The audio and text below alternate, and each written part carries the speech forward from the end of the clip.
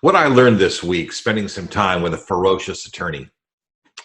A couple times a year, or maybe even a little bit less, I serve as an expert witness to attorneys, courts of law. I consult attorneys on syndication matters, deals that have gone bad, venture capital, real estate, and so forth.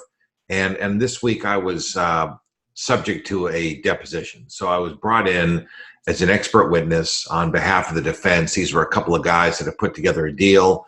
The deal went south. And of course, now they're suing for millions of dollars. The investors want their money back. This is exactly why attorneys have us put together private placements. Now, so many of our audience, of our fans, of our tribe, wonder why they need to have a private placement. They're going to put deals together. Their deals never go south. Their deals are always great. Everything works out perfect. There are a million reasons why things don't work out, and you never know exactly which one is going to bang you on the head when, and that's why you need to have a private placement. In this situation, over millions of dollars, these particular people did not have a private placement. And by the way, a private placement is not required. When you're dealing with accredited investors, you can give oral representations, you can talk to the people in different ways, and I had to explain why this is, and I'll probably have to explain this to a jury sometime in the next couple of months. But this is very important material for all of us. I've noticed that the syndication business has become very popular. There are Facebook groups popping up all over the place, and there are people putting up information.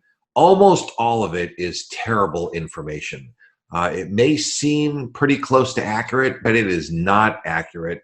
And a lot of this information is misleading. Now, I'm not an attorney, and that's why I'm able to serve as an expert witness, but I am well versed in this business. In order to be an expert in a court of law or for an attorney, you have to pass significant muster. They have to look at your background. They have to understand who you are. They have to understand what your experience is, or they won't admit you. So I've been, an expert in many cases, and I've been able to pass muster. And let me promise you that most of the stuff that I see put on these Facebook groups, first of all, they're not people who are experts. They're just consumers that are, maybe they've been around some deal sometime and they put something out there. I would say that you are taking a huge risk listening to people who really don't know very much more than you do. The problem is you may not know that they know much more than you do. They probably parade around like they know a lot. But I would tell you to be very careful. This is a very, very wonderful business that you have to do the right way. If you don't do this business the right way, you're going to find yourself just in a potential pile of trouble, and you really want to avoid that. So I usually tell you the reason to put together the right operating agreement so you can write the business rules the way you want them and you can put everything together the way you want. But this week really reminded me the value of a really good, well-drafted private placement.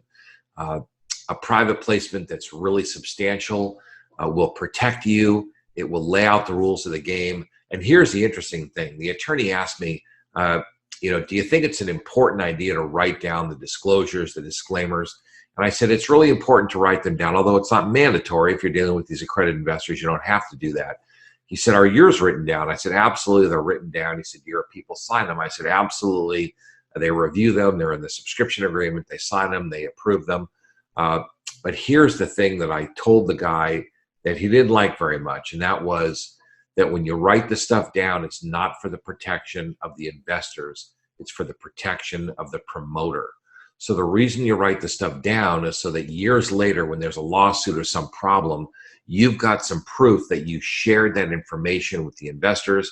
And you have to write down these risk factors, these disclaimers, these disclosures in as much detail as you can. And that's why a really good attorney is so very important. You have to get your business rules. You have to get your relationship with your investor all specified. They also asked me about fees. If I thought that the fees that they were taking were abusive. So you have to get your fee structure right. You have to get your legal stuff right. Everything has to be done in the right way, because at some point in the future, somebody could call you on the carpet about this information. And if you don't get it right, I don't know, good luck to you. So this is all part of the reason that people come to our symposium, our syndication hedge fund symposium. We teach them the right way to do it. We put the word out the right way. And then at least you go into the marketplace and you work in this great business with great education and with great knowledge about how it works. And I encourage you to go out and do the same thing. So this is just a great business. As long as you operate it right, you stay in the guidelines, and you get really good advice about how to make it happen. And when you do that, you're going to be successful. So then go out and stake your claim.